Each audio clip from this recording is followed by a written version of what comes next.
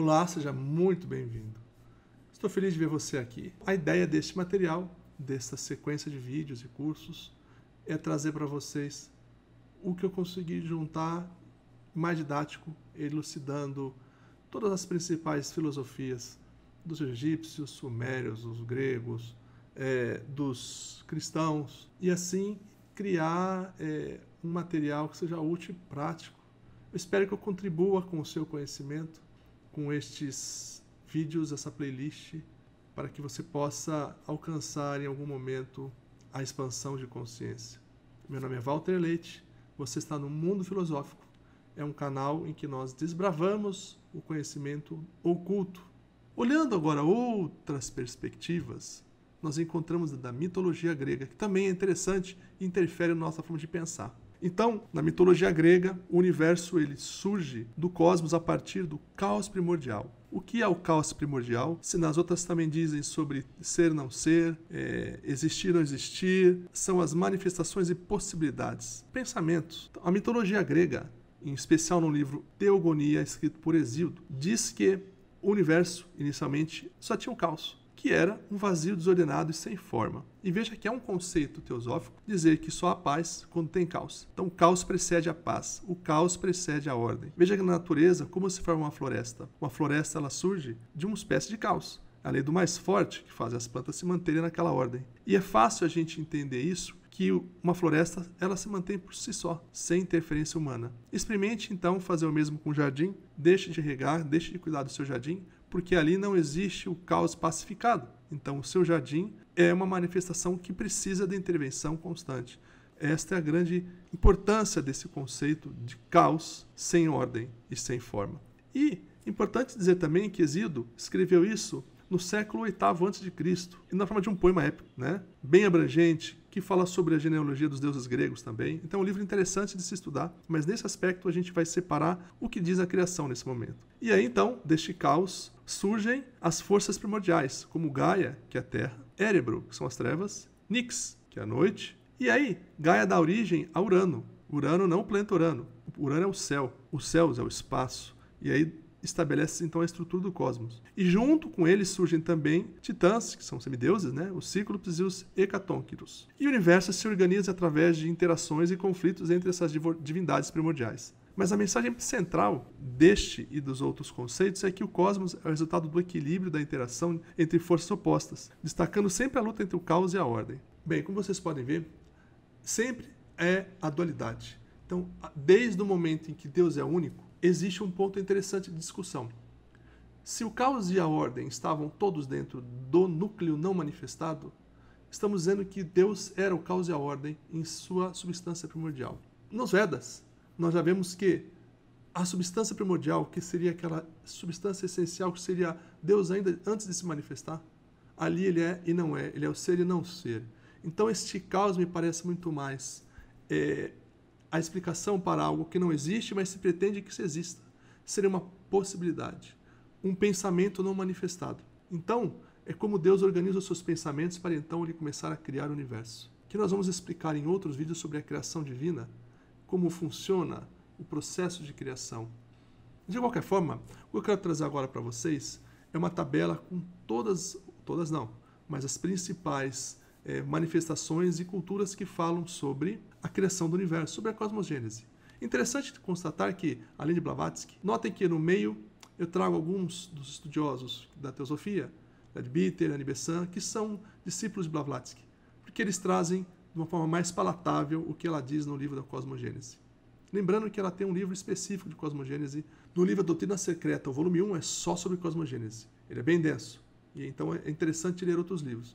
O mais palatável, o mais saudável de se ler para começar a entender é o Sistema Solar de Powell. Este livro realmente vai ajudá-los a entender um pouco mais. Ele é mais do que a cosmogênese, mas ele explica um pouco disso também.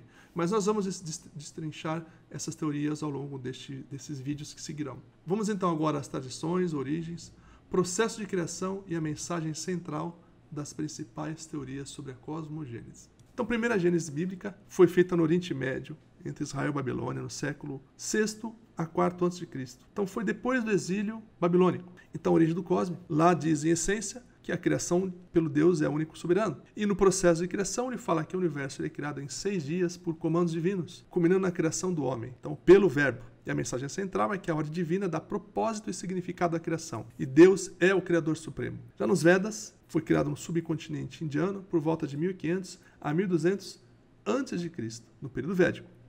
Então lá diz que o cosmos emerge do Uno, que é a energia primordial, que seria esse Deus único soberano também. E ali então, o processo de criação surge do estado de não ser para o ser. Elementos como fogo e água desempenham papéis essenciais. Então a mensagem é que a criação é cíclica, misteriosa e além do entendimento humano. Já na mitologia grega, no século VIII a VII a.C., através da teogonia de Hesíodo, o cosmos nasce do caos primordial. E o processo de criação é que a organização ocorre através de forças primordiais e interações entre divindades, como Gaia e Urano. E a mensagem central é que a criação reflete o equilíbrio entre o caos e a ordem.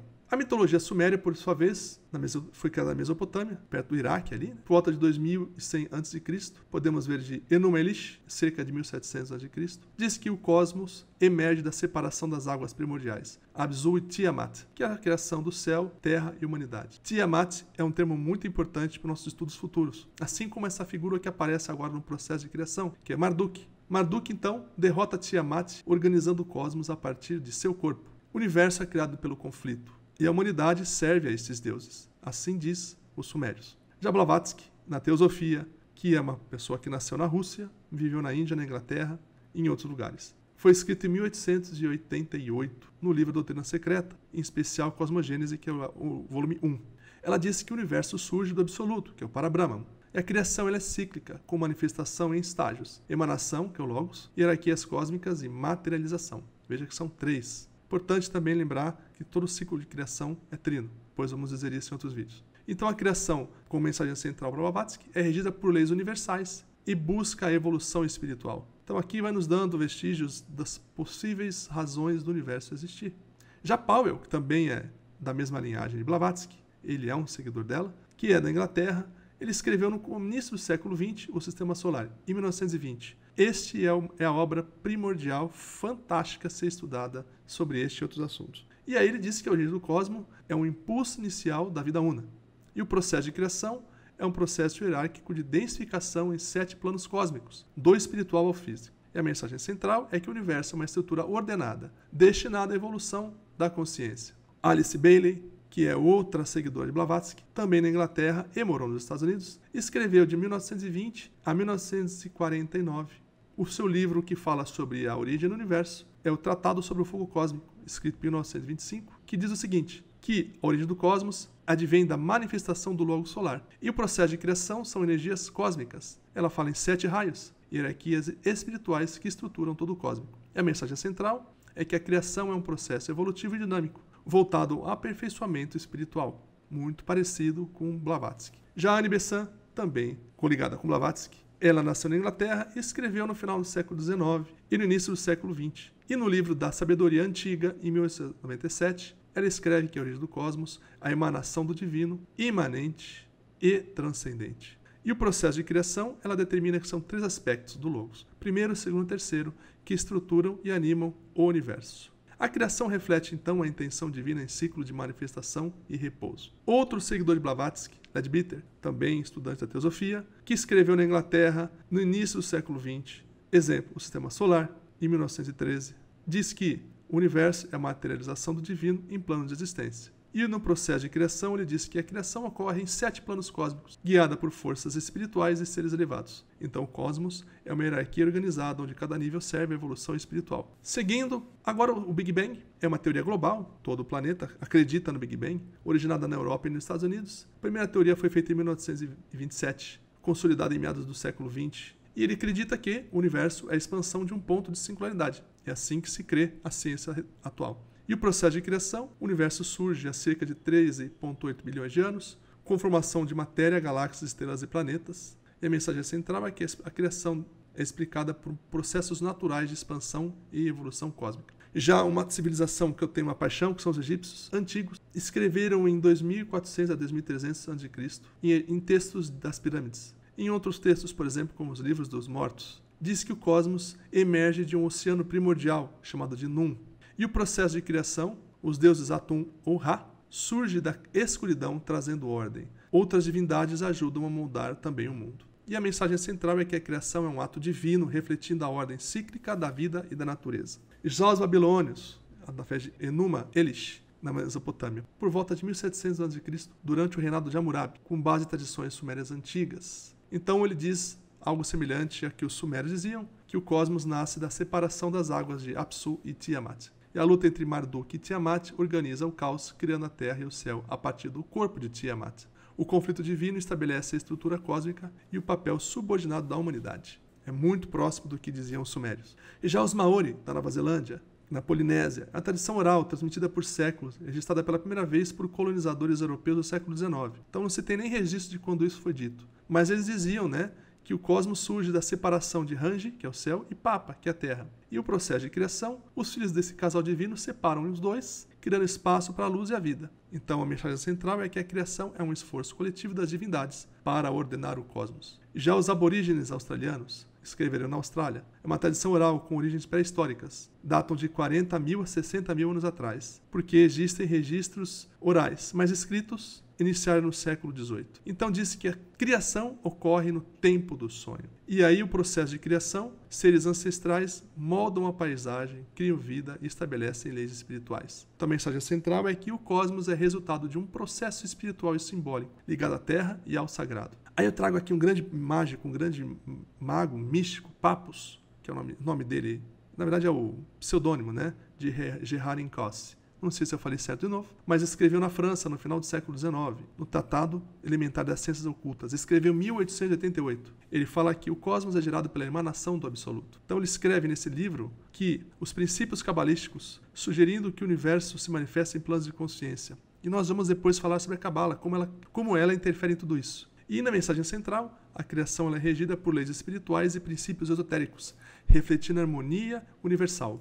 E aí o colega de estudo, ou um era mestre, o outro era discípulo, Eliphas Levi, um excelente também mago, um excelente estudioso, na França, também no século XIX, ele escreve um livro chamado Dogma e Ritual de Alta Magia, em 1854, e lá ele fala que o cosmos surge da união de princípios opostos, luz, trevas, masculino, feminino. E esse material que ele escreveu diz que a criação é como um processo alquímico e simbólico, onde o divino se reflete na matéria. E como mensagem central, a criação é um ato de equilíbrio entre forças opostas, simbolizando a harmonia universal.